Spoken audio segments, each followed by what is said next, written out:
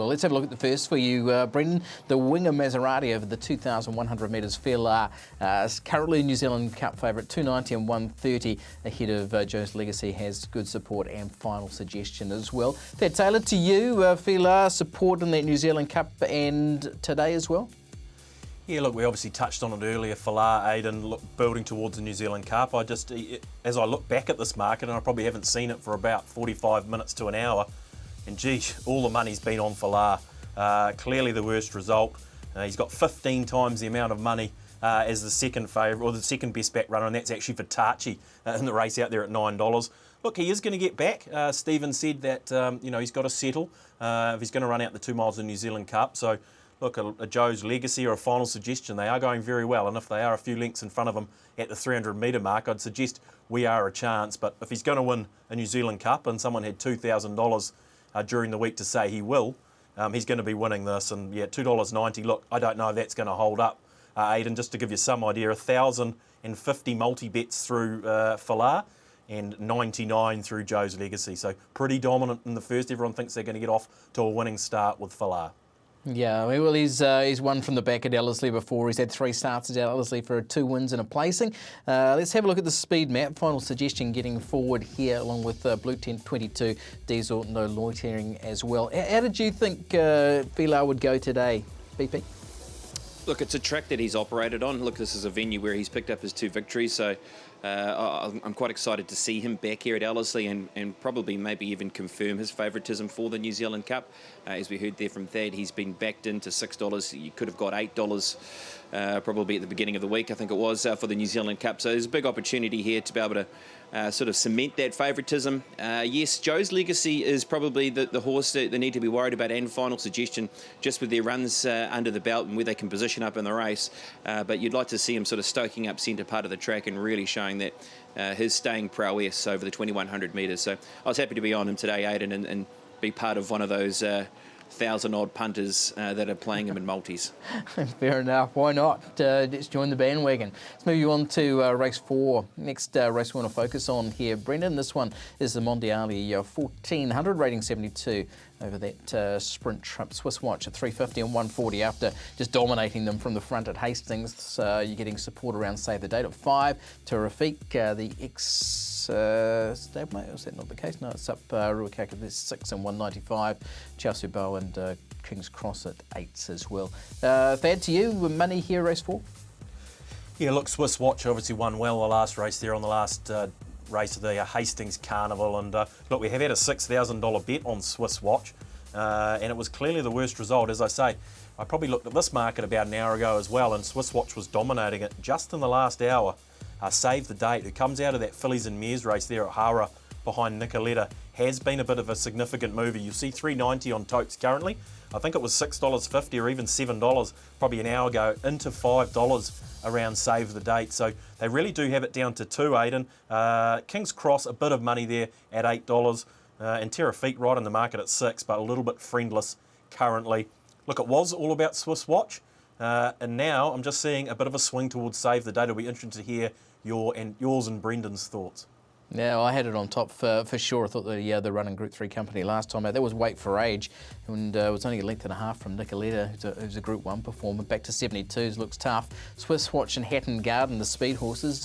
What did you make of Save the Date here, Brendan? Yeah, I like it. I think you've made a good point there.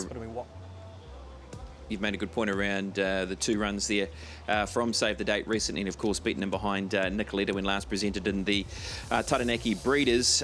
Look, it's a race where, of course, the favourite in Swiss Watch is drawn out, but does have that weight relief for Violish McCall, and was so good when winning at Hawke's Bay, when drawing the barrier draw of 1, and of course going straight to the front and dominating on that occasion. But what does happen here today is the horse gets to stay in the same grade, does Swiss Watch. I didn't mind Terrific, actually.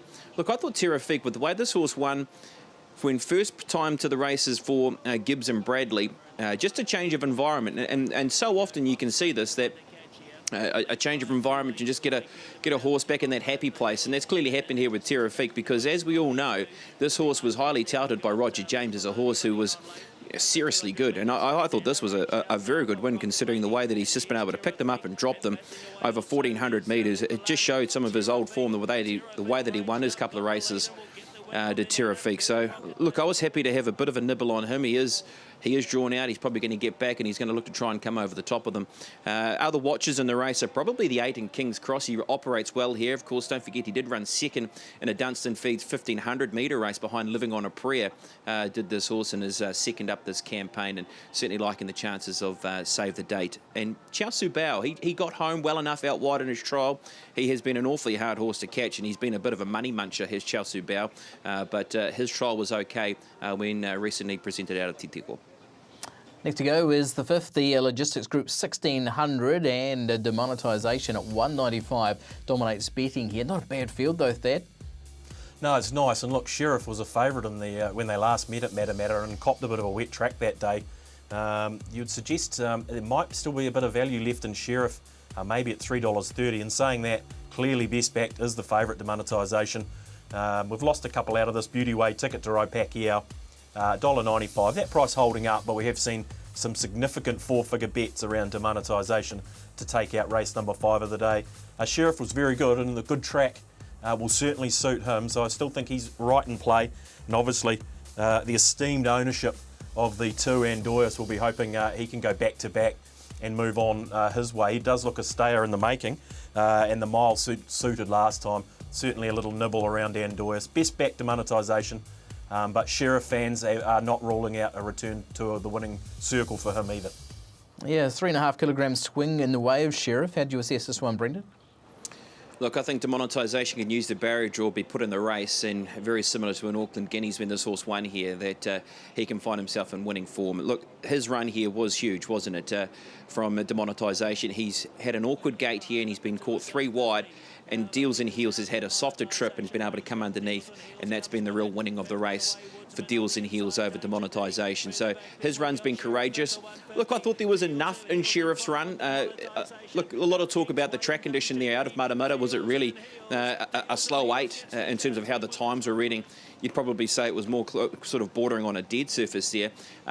And he's been good late in the race, I thought, Sheriff. There was enough there to say that he can be an improver off that, of course, after going so huge at Hawke's Bay when first time to the races. So, look, I'm clearly around those 2 runners, demonetisation and Sheriff. And Doyes can get a good trip in transit and another run at 1,600 metres. And as we know, he's going to get better when he gets out a little bit further. And as Thad spoke about, that esteem ownership when you've got the likes of Herbert, Rutherford, Dool and Lally and amongst it, and the other guys in it as well. It certainly is an ownership to be looking out for as well.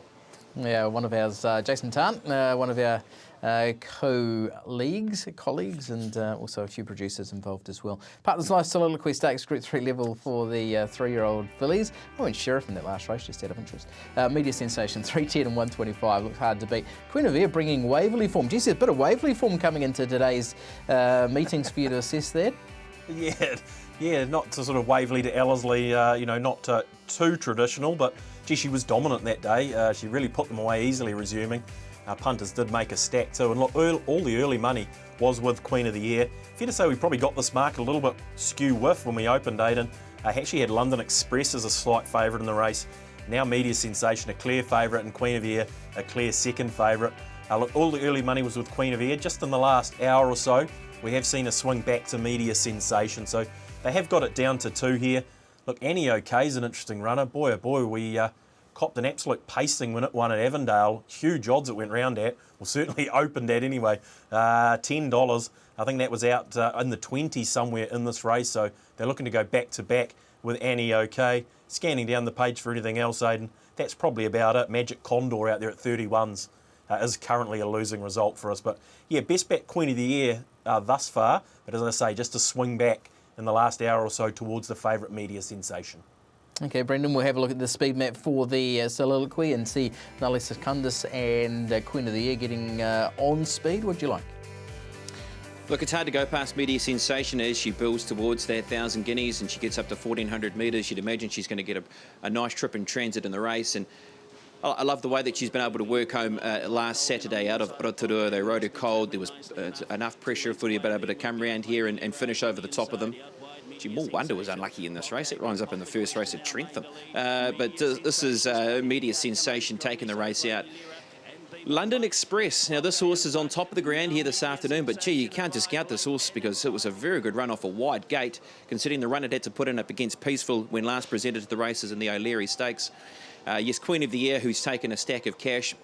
Maybe Valali is a horse we could look to maybe include as an each-way prospect, a horse who did go a good race first up this campaign, racing strong company as a 2-year-old as well. But I was leaning towards Media Sensation to be able to really confirm its trip to south to the 1,000 Guineas off the back of a pretty good win at Rotorua last Saturday. Let's move on to the strategy before we get back to you, Aidan, in the studio. Look, around Best Bet first of all. So we'll go Anacita. Yes, Stephen Hunt. Anacita in race number 3.